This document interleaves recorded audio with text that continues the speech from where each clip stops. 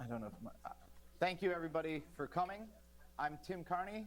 I'm a visiting fellow here at the American Enterprise Institute, as well as a senior political columnist at the Washington Examiner. And I write about politics. I have strong opinions on everything. And one thing that I have strong opinions on, but I have no idea what they are, is immigration. And I love this issue because it doesn't fall neatly along political lines, because the arguments in it, I think, are never clear-cut and easy.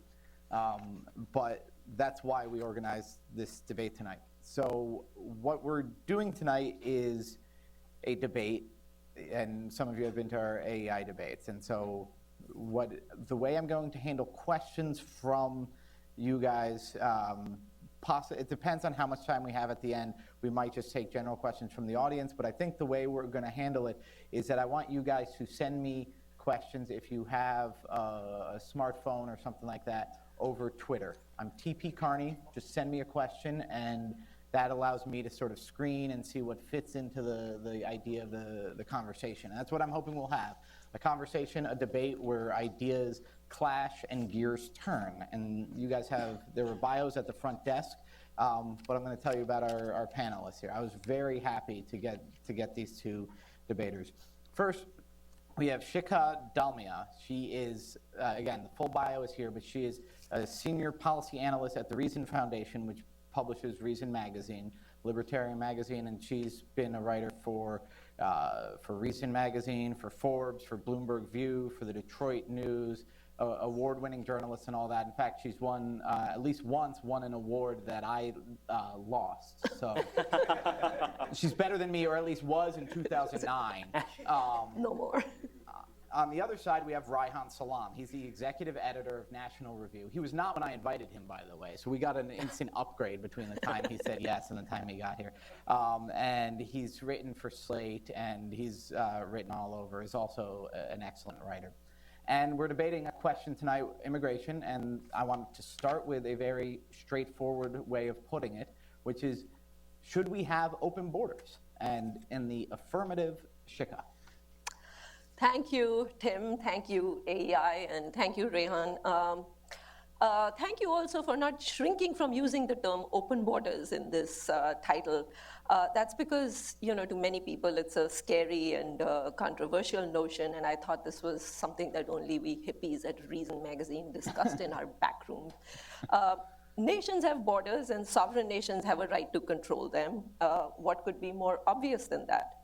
That is true, but here's the thing.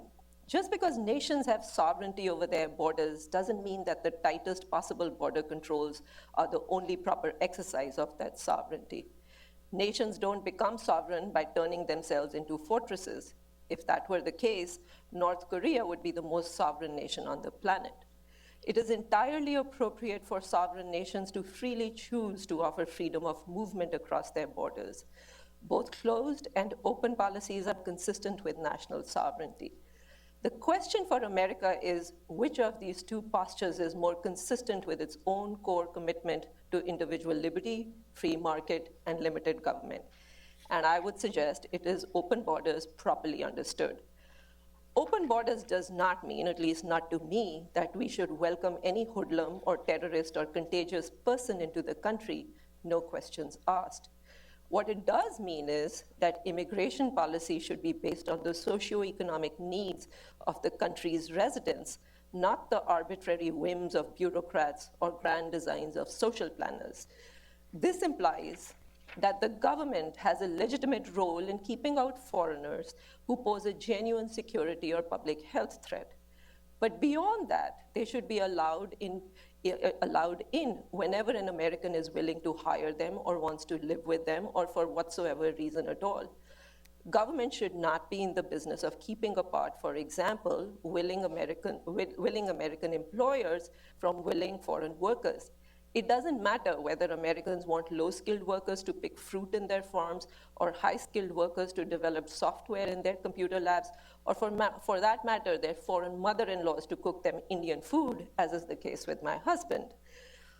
In other words, there should be a presumption for liberty built into our immigration policies.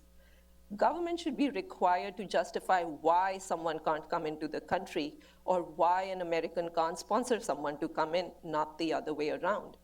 To put it in jurisprudential terms, whenever government wants to bar an American from hiring, marrying, or living with a foreigner in the US, it ought to have to meet the strict scrutiny standard.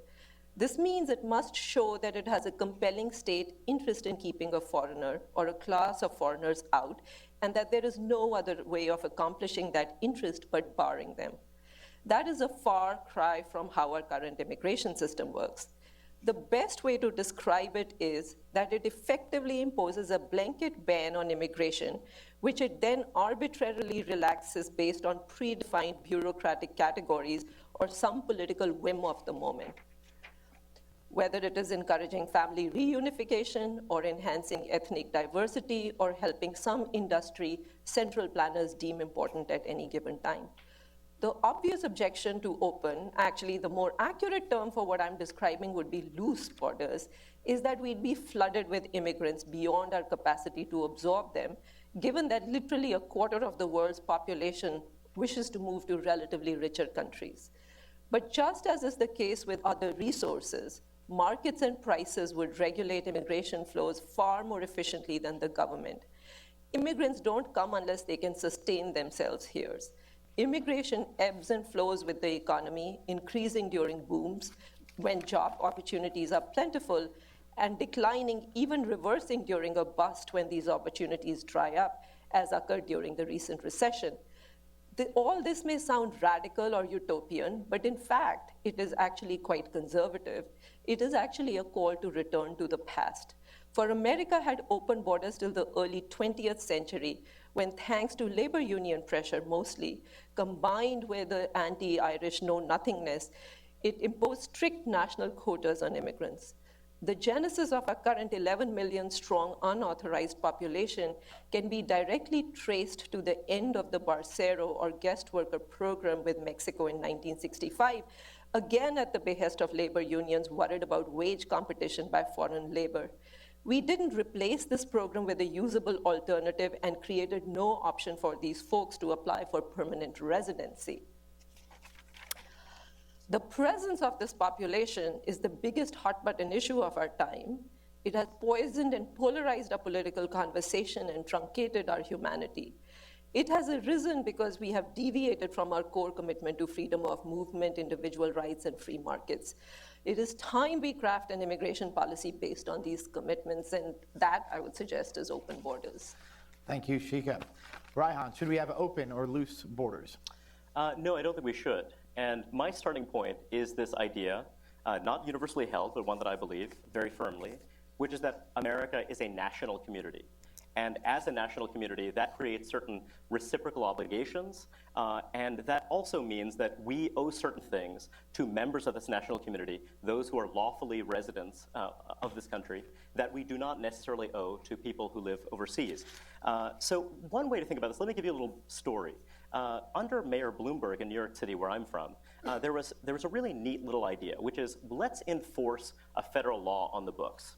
And that federal law was that we have this concept of sponsor deeming.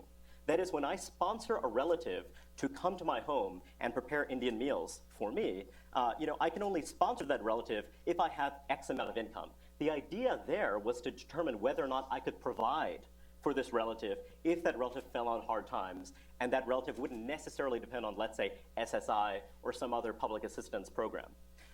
Now, the other component of this proposal, which came in the mid-90s, a Republican Congress passed this law very controversially, was another concept of sponsor recovery. That is, if you have a relative who then winds up becoming eligible for cash welfare, then that will be recovered from the individual in question who had sponsored that immigrant. Not a crazy idea. I brought this person over to prepare me Indian meals. Surely I ought to take some responsibility for this relative, for this mother-in-law or whoever else. So what happened is that when Mayor de Blasio, or now Mayor de Blasio, was running for office, he said, well, gosh, this is an absolute outrage. We can't possibly expect these people to pay this, to provide some compensation, to allow this sponsor recovery thing to go on. And so despite the fact that during the Bloomberg years, only something on the order of something like $500,000 had ever been collected, a trivial sum relative to the amount of cash welfare that had been collected, actually that money was soon returned after Mayor de Blasio came into office. So I absolutely think that there are many wonderful mother-in-laws who prepare tremendous meals, and I think it's a great thing, but I also think it's entirely reasonable to expect that if I'm going to sponsor, well then gosh, I ought to bear some responsibility for that. The trouble is that that's actually a very complicated, difficult process, particularly in a federal nation state like our own, right? So I think that that's problem number one. When we talk about some of these principles in the abstract, we forget about where the rubber meets the road, and we forget a really, really important principle that folks at the Reason Foundation care a lot about, which is the idea of fixing market failures through pricing. Pricing is really valuable because it allows us to internalize certain costs. A lot of you guys have heard about the idea of carbon pricing. The idea is that if I'm spewing pollution into the atmosphere, well, I ought to bear some cost for that. Now, we might disagree about the wisdom of carbon pricing as such, but I think a big problem with the immigration debate is that we don't actually internalize these costs. You might say that there are many people who are pushing for loose borders, let's say, who are privatizing the benefits of migration while socializing the costs of migration. So, for example, people who are low-wage workers in the United States, a lot of them are people who, for whatever reason, are products of intergenerational entrenched poverty. Disproportionately, these are folks who are the descendants of enslaved Africans, people whose ancestors had lived through slavery. Some of them are people who are the descendants of those whose land had been dispossessed, and much else. And so what we say is that, look, to Walmart, this person commands only a pretty low wage. But we as a society are going to provide this person with various benefits, let's say the EITC or various other benefits, SNAP and what have you, so that they can lead a decent standard of living. We feel this is very important to kind of have a civilized society. Now, the trouble is that that compact makes sense for people who are members of the national community. But if I'm saying that, gosh, well, there are not enough people to, let's say, pick fruit for me in this given region at a price that I'm willing to pay, that will allow me to be competitive with producers of fruit, in various other countries, various other jurisdictions, et cetera. It's not obvious to me that our public policy decisions should be based on justifying, subsidizing, allowing for the survival of this particular business model that would not be viable if we, let's say, properly accounted for the costs associated with migration, and particularly less skilled migration. So I would say that that's actually a really, really big part of the story. In a country where we have entrenched multi-generational poverty, a big part of the story that you guys hear about from the left, but also from some segments on the right too, is that you actually need really labor-intensive services to help people who are born in low-skilled families ever hope to make it to the middle class. So my anxiety is this. I think that our approach to immigration right now, and I think that looser borders still, would lead to a permanent underclass. Now that might sound, like a really far out there kind of idea, but I'll explain just a few basic things as to kind of how we might get there. One is the phenomenon of assortative mating. We live in a country in which like marries like. That is, college-educated people are a lot more likely to marry other college-educated people now than had been the case in the past. It's also true that if you look at immigrants in the United States right now, 40% of them fall in the lowest possible literacy category collected by the OECD. For native-born Americans, that's 14%. And that, of course, includes a lot of second-generation Americans, people who are the children themselves of less skilled immigrants. So right off the bat there, you have people who are going to be effectively segregated from that larger population. The other thing is that we spend about $1 trillion helping poor and low-income households achieve some kind of decent standard of living. I actually believe that that might not be enough. But the thing is that right now, a lot of unauthorized immigrants, let's say, they don't access those benefits. I don't actually think that's a good thing. And I realize this separates me from a lot of other conservatives. Why? Because we actually have some pretty reliable findings that when you have access to food stamps, your kids will actually have higher IQs later in life. So if you have people in this country who are earning very low incomes, because again, if you look at a lot of this less skilled immigrant population, the men are very likely to work, the women are way less likely to work than native-born Americans. You have a lot of those tricky complications where those kids are not faring well. In fact, sometimes they're not faring well into the third generation as well. So again, what I'm saying is that when you're socializing these costs, you're not capturing the full story of what's going on.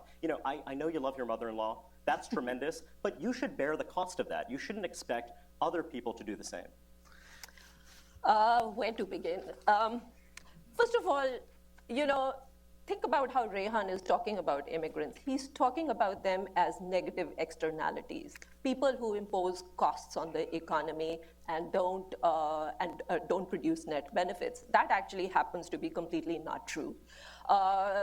Immigrants, take the work of any economist on the left or the right, or pro-immigration or anti-immigration. And what you find is universal consensus that immigrants actually contribute a fair amount to the economy, something to the order of like $50 billion annually. Even George Borjas of Harvard University, who is not friendly to immigrants and makes rather ungenerous assumptions about their contributions, even he has admitted that immigrants on the whole contribute about $7 billion to the economy. And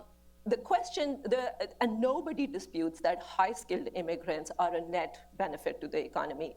They make high wages, they contribute a whole lot to taxes, and they do not collect benefits, or very rarely collect benefits.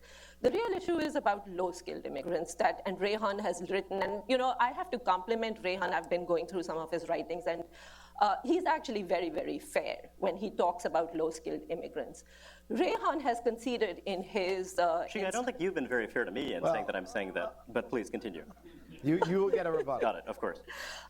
Low-skilled immigrants, Reihan has conceded in some of his work that they do not collect benefits, or they collect far fewer benefits than native-born population who are part of the same socioeconomic strata, that they, in fact, do not reduce wages of native workers. Even high school dropouts, which used to be the case, George Borjas used to claim that they reduce the wages of low-skilled immigrants, reduce the wages of people whom they compete with most directly, who happen to be high school dropouts. Actually, that turns out not to be true. So in other words, low-skilled immigrants make a net contribution to the economy, are a less drain on the welfare state than native-born of the same socioeconomic strata, and do not contribute to the low wages of high school dropouts. What they do, as Reihan himself Native high school dropouts. Yes. Right. What they do is actually they compete with themselves and reduce their own wages to the tune of 6%. And this, Reihan has previously said, results in the kind of poverty that he's talking about, that they get assimilated into this underclass of poverty. Now, there's a simple solution to that. The reason they are actually competing so much with each other and making low wages is precisely because they are unauthorized. Once you authorize them, there's a wage premium of about 8% that Madeline Zabdimini, who's actually at AEI, has calculated that they immediately earn an 8% premium, which is enough to offset the 6%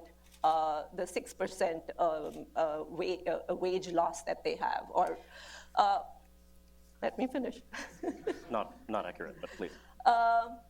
So the point is that there is no policy in which there are no losers. Immigration is one of those policies where there are actually the fewest possible losers, because even low-skilled immigrants come over here at their peak productive years without having been in the society at the time when they are consuming more than they are producing. So, any way you look at it, even low-skilled immigrants are eventually a net boon to American society. So if I may, just briefly, when you're talking about that 6% hit to previous immigrants, in fact, this is not exclusive to unauthorized immigrants. It includes a wide swath of unauthorized immigrants, a majority of whom are here lawfully. Low-skilled immigrants, you mean? Are lawfully here. Right. That's right. And so when you're talking, and also let's keep in mind that when we're talking about that 8% hit, when you look at the demographic mix of the low-skilled population, and also when you look at let's start with the unauthorized population, because that's the population that does gain some wage premium from having legal status. Well, first of all, that finding of 8% was based on the 86 IRCA law. You might have heard that between 1986 and now, a variety of things that have happened to depress the wages of less skilled people. automation, among other forces. So the picture is not, in fact, identical to what had happened then, but let's go with the most optimistic possible assumption that it will be exactly what it was in the mid-1980s. If we make that optimistic assumption, you'll still see that actually the vast majority of children in authorized households are raised in families earning less than 200% of the poverty line. Even if you have an 8% wage premium for those households, these are still people who are extremely poor, and if they gain legal status, ought to be, I'm not saying will, but ought to be eligible for transfers if we care about the welfare of their children and their ability to become full members of American society. So I think that's a pretty important thing to keep in mind. When we're talking about the fact that this wage hit happens for previous immigrants, keep in mind that the United States is about 13% foreign-born right now. When we look at the workforce of the United States, it's about 15%. When we look at the working class workforce, it's a higher proportion of that still. And this workforce is exactly the workforce that is facing the most challenges in a global environment where we have the disaggregation of production networks and much else. So if you believe that the position of less skilled workers in the United States, foreign-born or native-born, is going to markedly improve in the medium term, then I'm totally wrong. If you believe that the march of technological progress is such that routine tasks are actually going to become more competitive and that there are going to be more wage pressures facing people with limited skills, then this is a very hard question to answer. Because the issue is, and again, I'm very different, I imagine, from a lot of other small government conservatives, because I actually think that we have a real responsibility to see to it that people born in the bottom fifth of our society have a fighting chance to make it into at least the middle fifth. And when we look at the outcomes from the first to the second to the third generation, we see the rates of mobility for more recent immigrants are actually pretty problematic. Why is that? Because the world of the present is actually quite different than the world of the 19-teens. One reason, Shikha talked about the loose borders of that era. Well, a big part of the story was that we've had a transportation revolution since then. That's a big part of the story, right? And actually, production has spread through much of the world. We no longer live in a country where the economy is defined by labor scarcity. That was one of the central facts of the 19th century American economy, and it's no longer one of the central facts. So I think that, really, those big macro differences in our country have to be taken into account. And another thing is this. Given that we have, and again, I was talking about native, entrenched, multi-generational poverty. My starting point is that that creates a huge set of moral obligations for us. So for me, when I think about immigration, I think about how do we recruit people who will help us solve that problem. Even if you accept that less skilled immigrants are making substantial net contributions, and in fact, I think the literature on that is actually contested, partly because, for example, if you look at the World Bank literature, they will do things like claim that, well, public education doesn't count. Because we have public education to benefit the country. Well, we also have welfare programs to benefit the country, because when people are hungry, they can't work terribly well, and much else. But regardless, this work is generally done by people who are advocates for loose borders, let's say. And so sometimes you have to go beyond the abstract to kind of bury yourself deep into the text. But bracketing that, I would argue that our immigration policy should be all about recruiting people who can help us deal with our generational challenges. One of those generational challenges is trying to close the gap between people who are the descendants of enslaved persons and everyone else in the society. I think that's actually a big thing that's going to be labor intensive, that's already been quite expensive, and that needs more work, okay? So that means not just people who are making some slight net contribution. When you listen to the scale of immigration we've experienced over the last several decades, $7 billion on net, even annually, is not terribly impressive. When you compare that to a more selective policy, there are 3 countries in the world where immigration has led to a slight hit in terms of income for high-skilled people and a big benefit for less skilled people. Those countries are Canada, Australia, and Switzerland. Those countries have a lot of things in common, but the big one in common is that they actually have a more selective immigration policy. And if you look at the literature kind of assessing US immigration policy since the 60s, you'll see that had we had a more selective policy, it would have disproportionately benefited less affluent Americans, including those who were previous immigrants. So let me ask this to Shikha. I want to make sure we focus, because I know there's a million points that both of you want to respond to, but I want to push forward and focus on what he was just referring to. High-skilled immigration. This is something where high-skilled immigration, we have some agreement among people who sometimes disagree. I want to know what you think our policy ought to be. But before I get into that, I want to address one thing that Reihan said, which was about, briefly, about labor scarcity, that the age of labor scarcity is over. To some extent, that's actually true. And the reason it's You sound like you're shocked. I'm sorry? You sound like you're shocked. All right, please continue.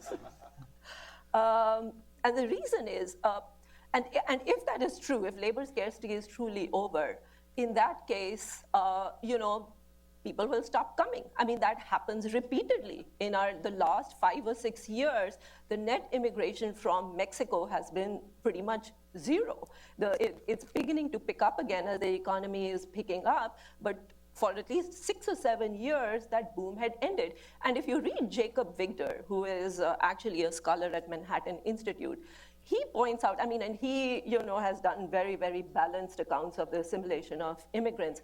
One of the things that he points out is that the future problem is going to be not the one that America currently has, which is a lot of people flocking to it, but actually insufficient number of people flocking to it. And the reason is, he says immigration happens when a society is in something called demographic transition, which means that the fertility rates are up because people are still expecting there to be bad public health outcomes, high mortality, infant mortality, and what have you.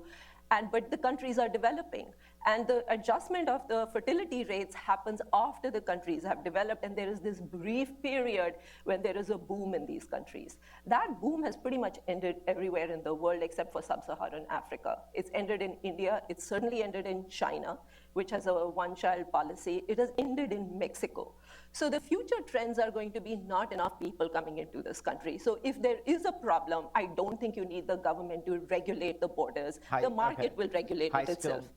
Now the high-skilled part. Look, Reihan paints a very, very rosy picture about Canada and Australia and all these other countries that had high-skilled immigrants. The problem over there is that they, in fact, are shifting away from these policies. Canada had something called a point system at the federal level where it used to rate immigrants based on their skills and their proficiency and what have you. And it was what I call the equivalent of an industrial policy for labor, where the government was sitting and picking winners and losers for labor. It didn't work out very well. Central planners don't know how to plan local labor markets. The result of that point system in Canada was a high influx of very highly qualified people who ended up driving taxis in Toronto. Canada has moved away from this system and is now moving to something called the provincial nominee program, where the provinces are actually given given quotas, and Reihan and I have been on a panel discussing this.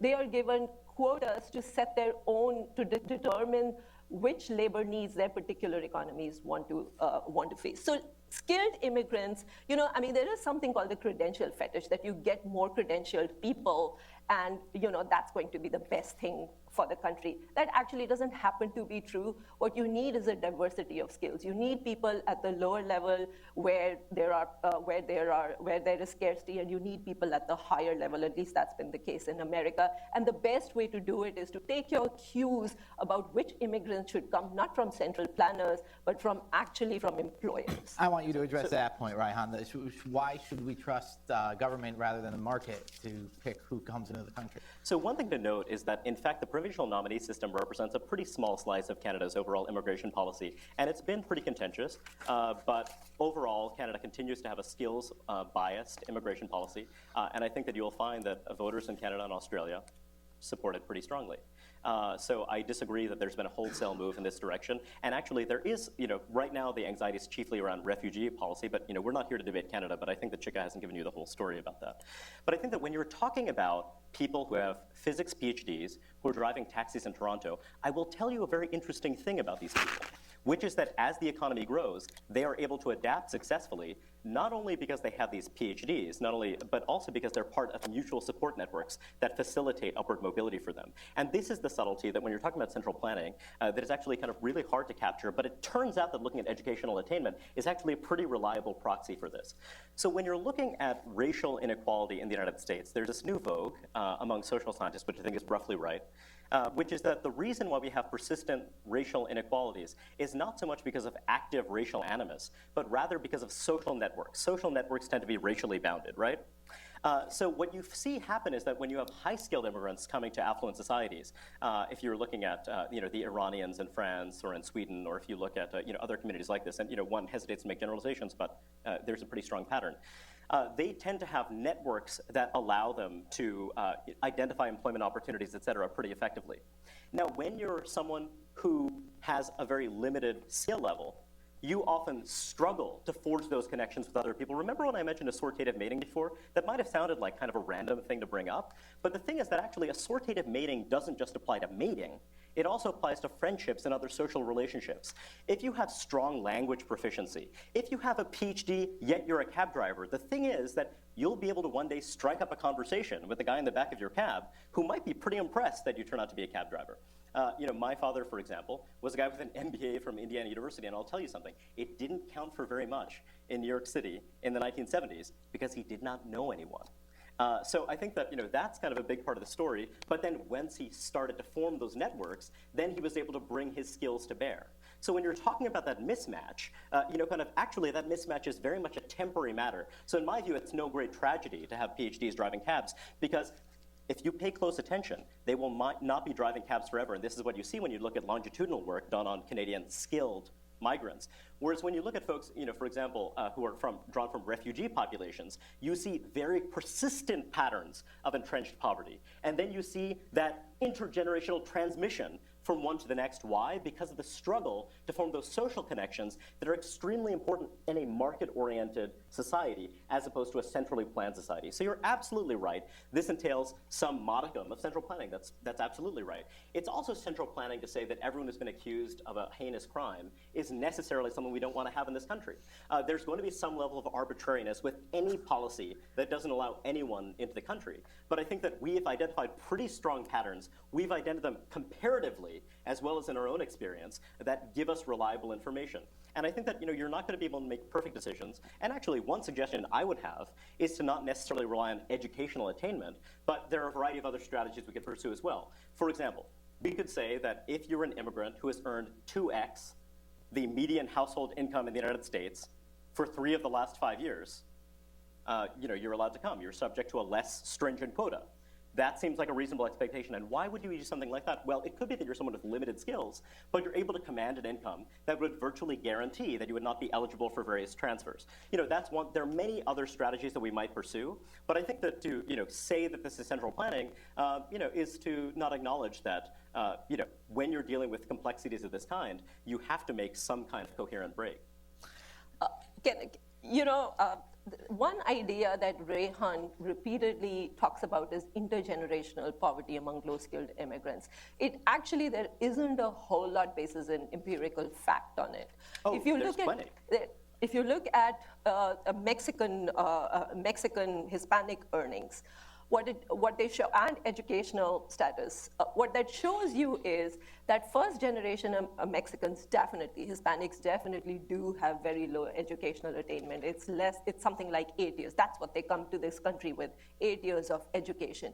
When you look at second year, it goes up to about 10 or 11 years of education, and the third generation, it is 13, which is almost at par with white native educational learning. I would refer you to the work of Jennifer Lee of University of California, Irvine, and she has done some pretty good work on it.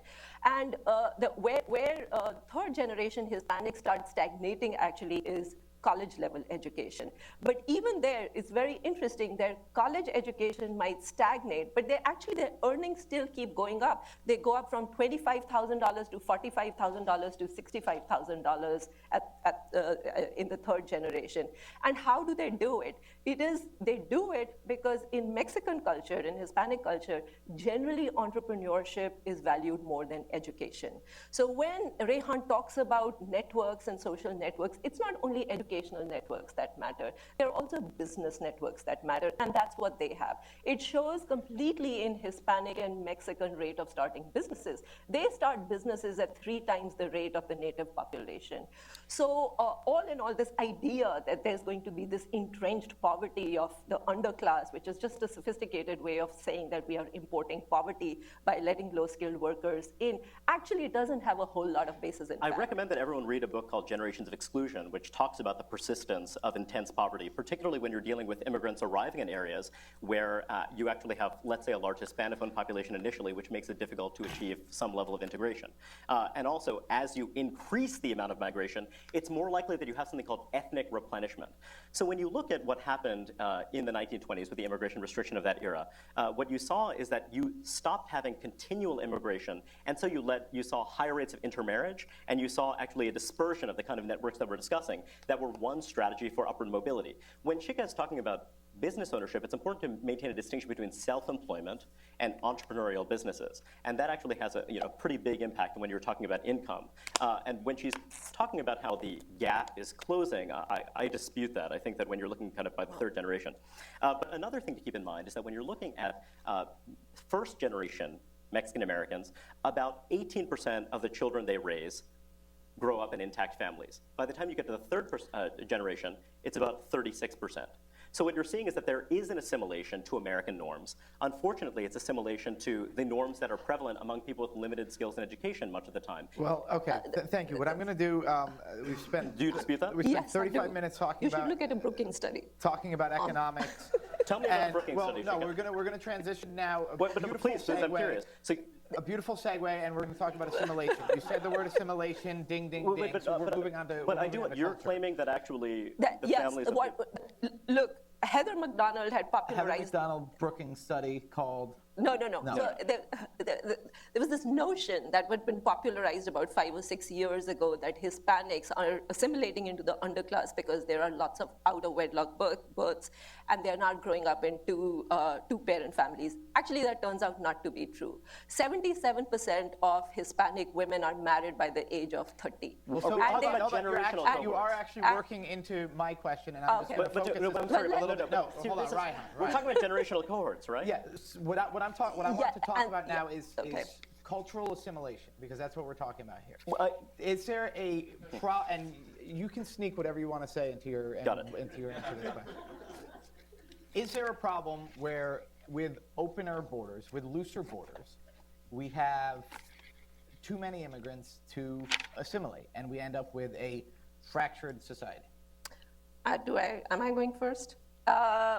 Look, I don't think so. If you look at all the statistics, whether they are educational attainment, well, up to the high school level, whether it is, intermarriage rates of Hispanics, and this goes to the idea, that Reihan constantly raises of assortative mating, of which marriage is a big part.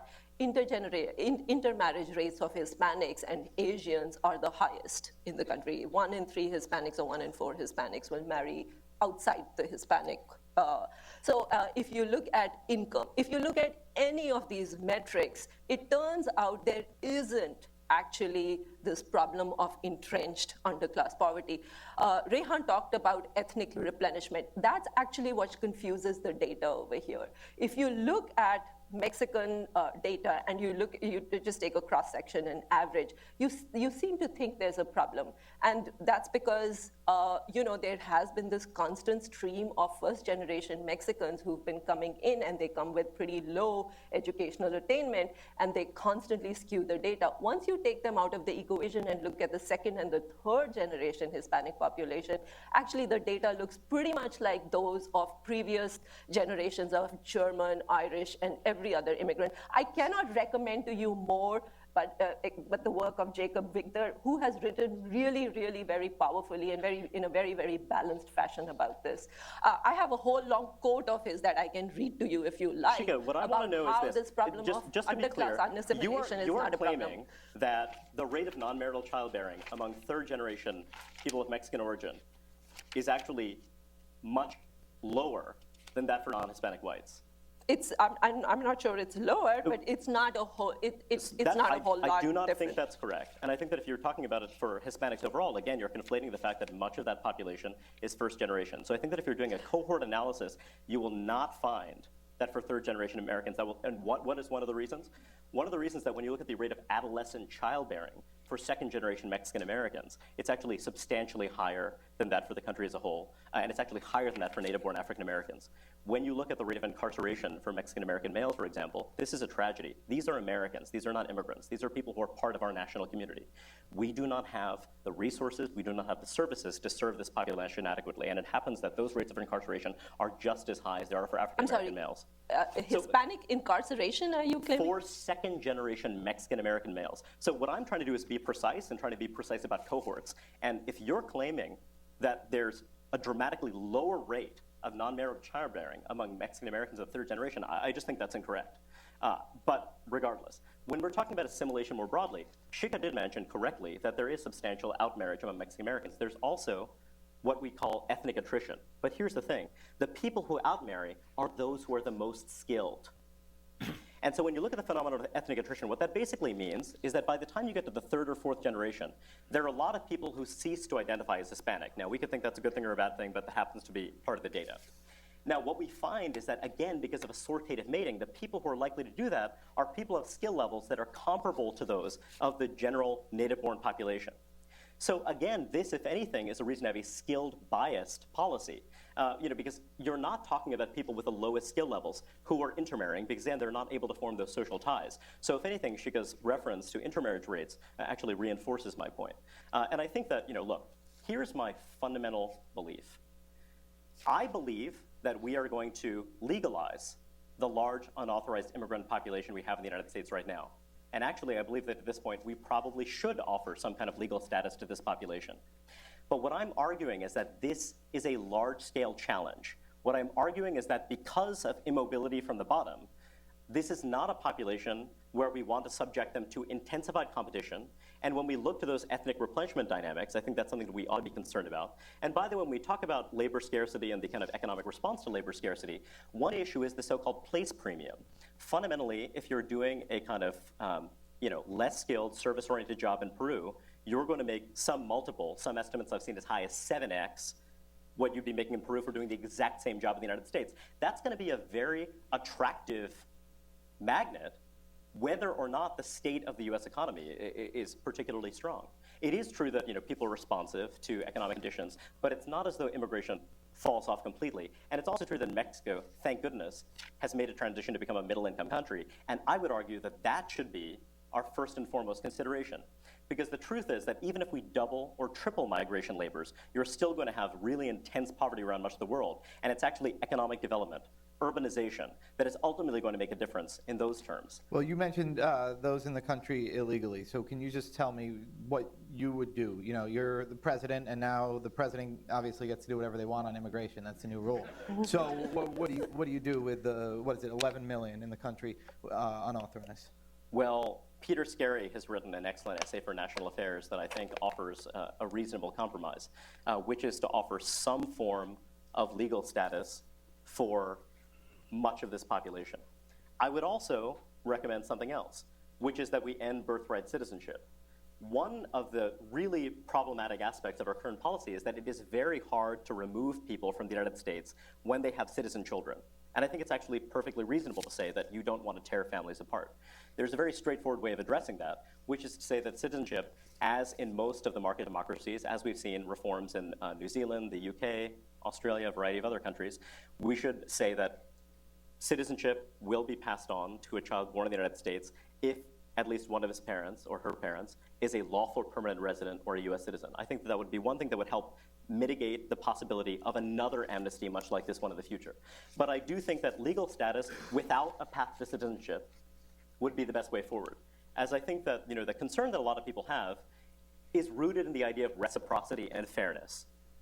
If you've broken immigration laws, if you violated immigration laws, and yet you're offered a path to citizenship, I think that for many people who abided by these immigration laws, it will strike them as pretty unfair. But doesn't that cut against what you were saying earlier about, an obligation to, earlier I thought you were saying we need to treat these people equally, all immigrants, so they should get the same safety net benefits. But now you're saying, are you advocating creating sort of a permanent underclass of people who don't have lawful permanent residents in the United States are able to access a wide array of benefits, number one. And number two, I think that actually part of this is a moralistic distinction about the moral significance of violating immigration laws. I would also stipulate that, for example, people who arrived in the United States as minor children should be treated differently than those who arrived as adults. Shikha, on those currently here. Okay, well, here there's some agreement between Reihan and me. Yeah, I agree that we should legalize the unauthorized population. At this point, I think, citizenship has become such a lightning rod issue that I'm okay with not handing citizenship to all of them. I do find it ironic, however, that Reihan doesn't support birthright citizenship or citizenship for these folks, given how worried he is about the assimilation problem. One of the reasons the United States has been able to assimilate its immigrants so beautifully compared to European countries is precisely because it gives them a stake in its political and civic life. It gives them citizenship, it allows them to vote, it gets them interested, it gives them some skin in the game. Taking away that option, I'm not sure is going to be all that good for assimilation. Let me just say about this whole idea of penalties for folks who have come over here by breaking a law. Look, our immigration system, unless you're an immigration attorney, it's not very well understood.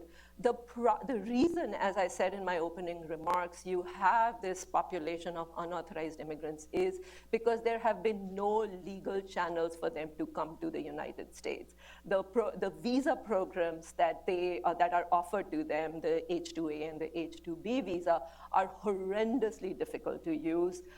They are practically, for example, the H-2A visa, which is for agricultural workers. A worker who applies for that visa has to prove that he has property and a job to return home to, which is kind of ridiculous because if they had those things, why would they be applying to come to the United States in the first place? And then on top of that, when they're in the United States, they are not allowed to actually apply for permanent residency, which is something that skilled workers are allowed to do. So they are already facing a very, very unfair system. Now to compound that with denying them authorization, legal status, or citizenship, strikes me as rather unfair, but I can live with that for the current population so long as we don't keep replenishing that population of unauthorized people and we create a guest worker program that's usable. So Tim, I would be then okay with the compromise. Of lawful Mexican immigrants to the United States, only 36% who are eligible for citizenship have pursued it. For immigrants overall, it is about 61%. That's a pretty dramatic difference. Now, we're looking at the unauthorized population. Generally speaking, this is a population that considers itself sojourners rather than settlers, in the words of Peter Scarry. That is, these are people who are oftentimes loosely attached to the American communities in which they find themselves. So I think that actually this arrangement would be quite satisfactory for many people. And also part of the issue that Douglas Massey and others have observed is that when you had tightened border enforcement, it was actually more difficult for some of these people to leave the country. So I think that when you were looking at that issue, you might actually see more people become circular migrants or whatever else. So I think that actually that the fundamental issue is that people with very limited skills who are actually rooted in ethnic communities, giving them a pathway to citizenship, it's not clear that that will actually change things, judging by the lawful population, which of course is different in composition, and actually, if anything, more likely to seek citizenship than not. Now, when we're talking about the Pew Global Attitudes Project recently found that 34% of Mexicans would migrate to the United States if they were in a position to do so. As you might know, Mexico has over 100 million people, so that's a pretty substantial number. Now, you'll also find that only 17% of them said that they would be willing to do so unlawfully. So when we're talking about the population of people who come unlawfully, this is actually a very different population. To Shikha's point, these are oftentimes people who don't have very much to lose in their native countries. But that also means that, again, allowing their children and their grandchildren to be in a position where they can be full members of American society is going to be very difficult indeed. So, again, note that I'm talking about adults who arrived in the country as unauthorized, separate from children, because I do think that's a big issue. But I think that fundamentally I'm motivated by trying to protect the interests of those children and grandchildren. All right, do you have a final point? Yeah, I just want to, on the issue of citizenship, I agree with Reihan that for most unauthorized immigrants in the country, citizenship is not, it's not a huge thing. They want to live here permanently, build a life, and not fear deportation. So that would be fine for them to give them permanent residency without the option of citizenship. The reason I think we should still consider offering them citizenship, not because it's good for them, but it's because it's good for America. It is not a good idea to have a whole bunch of people who are taxed and who pay into the system, but who don't have even the potential right to vote. That goes against the fundamental belief of taxation, no taxation without representation. So it is more for the soul of America that I would prefer that these people be given the option of citizenship, although, like I said, I'm willing to, live without that so long as you have a usable guest worker program for them. I think some people take the idea of lawbreaking pretty seriously, and I think that they ought to be respected. I want to ask a couple questions on the politics of this, because amazingly we're coming close to the end of this. So I guess the first question is, what do you think is the right way for Republicans to handle this? Republicans' share of the immigrant vote, of the Hispanic vote, is very low, and the Republican leadership regularly says some sort of comprehensive immigration reform will help the Republican Party. As a political analyst, I'm not convinced by that at all, but I want to know your guys' view on the politics. You're closer to the Republican Party than you are to the Democratic Party, I imagine, even though, we are libertarians. Right. We are not close to either party. I just want that on the record. From a political perspective, what do you see the stakes? I think, Republicans, their rhetoric on immigration has been so irresponsible that they have pretty much alienated, not just Hispanics, but vast swaths of the immigrant population. Indian Americans vote for, and the Indian Americans are the richest minority in America, richer even than the Jewish minority, which is, my husband and I, who's Jewish, we rib each other about that. But they vote for Democrats at 65% of them. Literally, every minority in this country votes for Democrats. The only exception is perhaps Cubans and Vietnamese. Mm-hmm. So Republicans are doing something to alienate a whole vast swath of minorities. And I think immigration has something to do with it.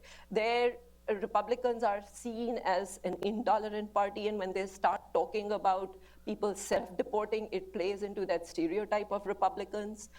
If they were a little bit more tolerant and then wanted some immigration controls, on say welfare use by immigrants, I think that would go down. Of rhetoric mostly? So I think that, and then it's also policies. I mean, for instance, on immigration, Republicans who are in favor of deregulating the economy. I mean, the immigration system is the most bizarrely regulated bureaucracy in this country. They could make simplifying and streamlining some of the immigration regulations one of their core issues. In Canada, what the Tory party has done actually to win over immigrants used to vote for Liberals just like over here en masse in Canada. Now they have switched. One of the things that the Tories did, in fact, was lower the visa fee. Republicans could do something like that without actually compromising the limited government principles. It happens that I'm kind of close with the Canadian government, and I kind of follow it pretty closely. And what you'll find there is that there's actually been a bifurcation. That is, people who are South Asian immigrants gravitate to the Liberal Party. People who are of Chinese origin, particularly Chinese evangelicals, vote heavily for Conservatives. Some of this reflects their economic position, and some of this also reflects ethnic rivalries. Much as in the United States, in the early decades of the 20th century, you had Irish immigrants dominating local Democratic parties in many cities, and so you had Italians become Republicans. So, I mean, there's a kind of ethnic dynamic to this, but it's certainly true that the Conservatives in Canada have made inroads. It's not, entirely clear that this is just about immigration policy. In the United States, you might have seen that in the wake of the president's executive action, his approval rating among Hispanic Americans increased substantially. What you might not have seen is that his approval rating did not increase quite so substantially among native-born Hispanics. There, it's just about 50%, and there, basically, income levels pretty much determine political affiliation, as you might expect. So my view is that chasing the votes of Latino and Asian voters and what have you on the basis of immigration policy is a very short-sighted policy. I think that Republicans should emphasize an immigration policy that works best for the United States.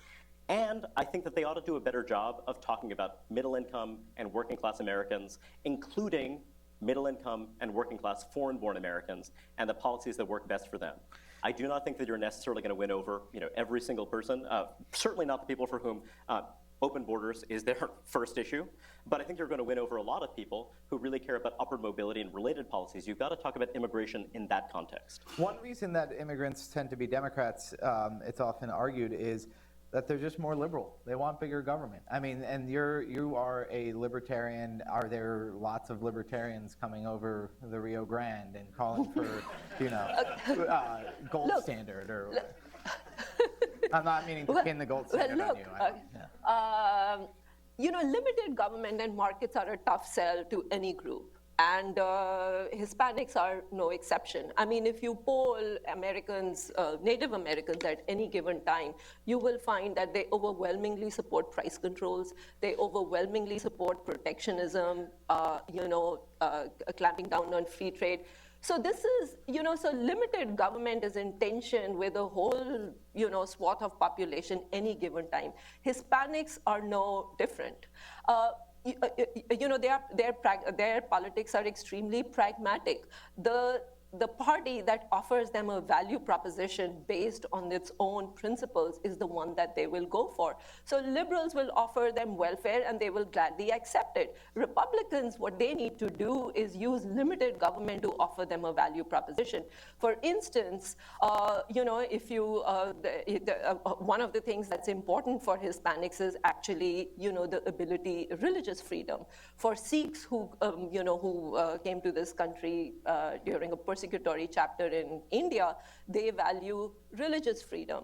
The Republican Party could very easily craft an agenda based on religious freedom, education freedom, which is huge for Hispanics because they have more children than other groups. I agree with Reihan, immigration is not the only issue, but it needs to be taken off the table so that a different package of, a different agenda package can be presented to someone. I guess I see this a little differently. I think that when you're looking at the fact that of the foreign-born adult population in the United States, 40% has limited skills, it's all but inevitable that this population is also going to have very limited incomes. And when you have limited incomes, you're generally going to support redistribution. What you find is that the Republican Party is generally backed by middle-income people who are tax-sensitive. You have some affluent people who are so affluent that they're not tax-sensitive anymore, but that's another matter. But when you have large numbers of people who have basic needs that can't be met through their market wages, that is just going to be pressure for larger government. And particularly for someone like me, there's an old phrase, perhaps you guys have heard of it, don't bite off more than you can chew. I think that the United States has a lot of entrenched intergenerational poverty that we need to deal with, that we haven't dealt with very well. And I think that exacerbating that problem is a mistake, and I think we should use immigration as a tool, not to exacerbate it, but to alleviate it, to allow us to have the tools, to allow us to have the resources, including the human capital, to help tackle it and to increase our productivity levels and much else. So that's my view. All right, the last substantive question, and then I want you guys to give quick sort of closing remarks, tie up loose ends, anything like that. One of the things the president has pushed has been involving, the children, illegal immigrant children who go to school, the DREAM Act and that sort of thing. Do you think these are good policies? So you're referring to his executive action, right? Obama has been so free and loose with his use of his presidential authority on so many occasions, including on Obamacare, that one would think that this is yet another power grab that he's perpetrated, the executive action.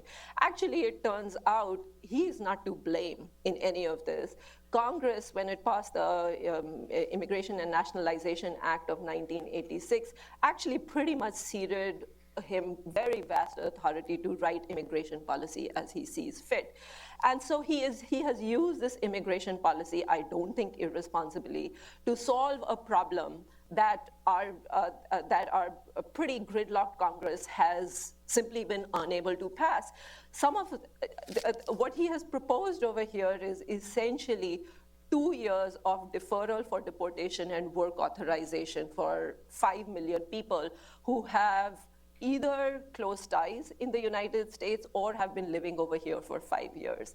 A lot of conservative legal scholars whom I've spoken to think this is well within his rights of the powers that Congress itself has given him to do it. So I think it's actually okay in this case that he has used his executive authority in the way he has. This doesn't solve the problem because the next president, although this will be much harder for the next president to do, which is revoke this deferred action against them, but at least the 2-year reprieve that he has given is actually not a bad thing. So one of the things the president says again and again in talking about his executive action and talking about the larger issue is that Congress failed to act on the Senate immigration bill, and that implicitly, and sometimes says it more explicitly, justifies his executive action. Now the trouble is that according to the Congressional Budget Office, and it's not the only word on the matter, but it's one that people tend to trust, maintains that actually the Senate immigration bill would substantially increase net international migration to the United States. Now, the last time I saw a Gallup survey on this, just a few months ago, it found that 68% of Americans oppose such a net increase in immigration. Now, there are other aspects of the Senate immigration bill, including offering legal status to unauthorized immigrants and much else. But I would say that if 68% of Americans oppose something, and you have legislation that puts that into place, I don't think that the House is being obstructionist. I think it's doing its job of representing the sentiments of a large number of American voters. And I think that the president is wrong to say that that somehow justifies his willingness to take a step on this. And I think that he was right in 2011 when he claimed that he did not have the authority to take this kind of unilateral action, or that it would be politically reckless. And I think that I really do think that he has damaged the prospects for substantive, durable immigration reform. And I also think that it's going to have some really negative repercussions for our politics longer term. Part of the reason is that, look, you now have a situation in which you have a pretty good-sized, visible, vocal population of people for whom the outcome of the next election may well determine whether or not they're allowed to remain in the United States. It's a pretty sharp matter. Now, had the president said, I'm going to offer this temporary work authorization for this period of time with the understanding that you will mind your affairs and you will return to your native country, and we want to do that, in a kind of above board kind of way, in which we're giving you kind of all the wherewithal, all the ability to do that responsibly and well, that would be very different. That's an alternate universe. That's not the one that we live in, but I think that he's done something that's going to actually going to be pretty problematic for our politics. All right, final remarks, Shikha. Well, I think we've covered pretty, hit all the issues, immigration issues. I mean, look, Reihan and I have it might not seem like in our current discussion, but we do have areas of agreement over here. Reihan is not somebody who wants to close the borders completely. He thinks there should be a focus on skilled immigration to the country. I happen to disagree with that. I think immigration should be set by, as I said, not what Reihan or I think, but what employers in this country want. Even George Borjas has said you need low-skilled immigrants because they grease the wheels of the economy, by which he means that they are a mobile population that can go wherever they are most needed and keep things moving. Skilled immigrants, when they have the support network of low-skilled immigrants, are able to make far, far more contributions to the economy because they can use their time for their those areas where they have a comparative advantage, all of which increases productivity and boosts wages in America. So I would call for a balanced immigration policy which has a balance of a diversity of workers, whether low-skilled or high-skilled. I'm going to throw out a crazy idea. It's my new radical economic insight, which is that capital can be used to substitute for labor. And when you have an immigration restriction, sometimes you'll have societies, where you're going to use automation and other things. And actually, sometimes those things proceed apace in other societies. Now, you could say that there's some things that require manual dexterity and much else. Well, the thing is that those are things that actually lead to occupational hazards. Those are things that lead to disabling conditions that then, of course, society has to pay for. So again, think about that. Privatizing the benefits and socializing the costs. Whenever you hear a business leader complaining about how much he has to pay software programmers, and I know that Shikha and I are both sympathetic to high-skilled immigrants, but let's think about that for a moment. Well, look, high wages work wonders for attracting interested people. You now have in this country large numbers of people who used to be in my line of work who are becoming coders by virtue of going to classes that will take them 3 or 4 months. They're paying pretty substantial amounts of money because there's a good reason for them to do that, which is to say the promise of higher wage. So you would be amazed by how successfully market democracies adapt to the fact that they don't have large numbers of less skilled workers. What you will find is that in Oslo, in kind of plenty of other countries where you've seen, in Copenhagen, places where you've seen immigration restriction, you will pay a lot more for a fast food meal.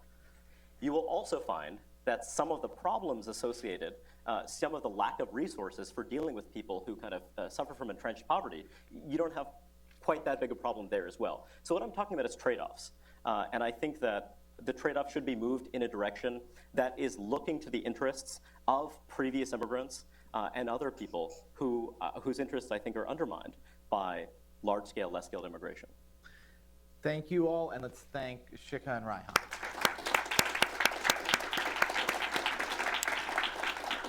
Join us, there should be wine and cheese set up out here, wine that I'm sure was made with entirely legal labor in California. Thanks very much.